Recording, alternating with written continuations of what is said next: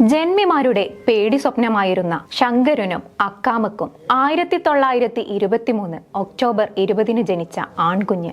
അവർക്കവൻ വേലിക്കകത്ത് ശങ്കരൻ അച്യുതാനന്ദൻ എന്ന് പേരിട്ടു. പിന്നീടത് VS ആയി. തന്റെ 4ാമത്തെ വയസ്സിൽ സ്വന്തം അമ്മയെ നഷ്ടപ്പെട്ടു VSന്. പിന്നീട് 11ാമത്തെ വയസ്സിൽ അച്ഛനെയും. ഇത് 7ാം ക്ലാസ് പഠനം പൂർത്തിയാക്കിയ ശേഷം തന്റെ പഠനം ഉപേക്ഷിക്കേണ്ടതായി വന്നു.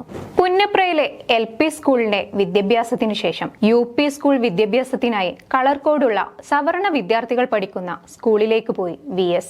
അവിടെ നിന്നും സവർണ വിദ്യാർത്ഥികളുടെ ക്രൂരമർദ്ദനത്തിനിരയാകേണ്ടി വന്നു. തന്റെ വിഷമം അച്ഛനെ അറിയിച്ചപ്പോൾ ഒരു പിടിയരഞ്ഞാണം നൽകിക്കൊണ്ട് VSന്റെ അച്ഛൻ പറഞ്ഞു, "നിന്നെ തല്ലുന്നവരെ ഇനി തിരിച്ചു തല്ല്, നീ ചെറുത്തു നിൽക്ക്" എന്ന്. പിന്നീട് പിറ്റേ ദിവസം തന്നെ തന്നെ തല്ലിയവരെ തിരിച്ചു തല്ലി തുടങ്ങിയതാണ് VSന്റെ സമരമുറകളും ചെറുത്തുനിൽപ്പും.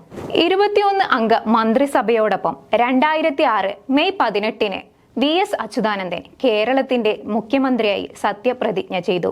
അന്ന് 82 വയസ്സായിരുന്ന VS കേരളത്തിലെ ഏറ്റവും പ്രായം കൂടിയ മുഖ്യമന്ത്രിയും ഇന്ത്യയിലെ പ്രായം കൂടിയ മുഖ്യമന്ത്രിമാരിൽ ഒരാളുമായിരുന്നു. VS അച്യുതാനന്ദൻ കേരളത്തിന്റെ 11ാമത്തെ മുഖ്യമന്ത്രിയായിരുന്നു.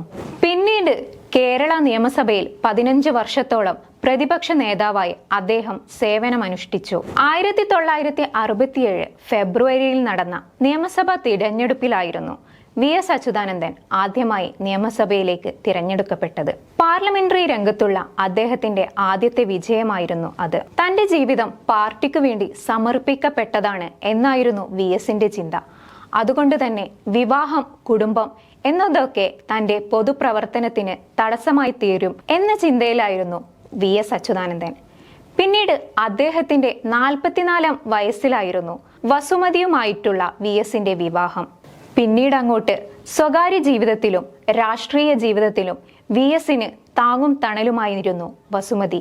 തല നരയ്ക്കുന്നതല്ല എന്റെ വൃദ്ധത്വം, തല നരക്കാത്തതല്ല എന്റെ യുവത്വവും, പുതിയ ദുഷ്പ്രബുദ്ധത്തിനു മുന്നിൽ തല കുനിക്കാത്തതാണെന്റെ യൗവനം എന്ന് ഉറക്കെ സമൂഹത്തോട് വിളിച്ചു പറഞ്ഞുകൊണ്ട് നവോത്ഥാന കേരളത്തെ പടുത്തുയർത്താൻ മുന്നിൽ നിന്നു പട നയിച്ച ഒരു നൂറ്റാണ്ട് മുഴുവൻ ജ്വലിച്ചു നിന്ന ആ വിപ്ലവ സൂര്യന് ഇനി വിടാം.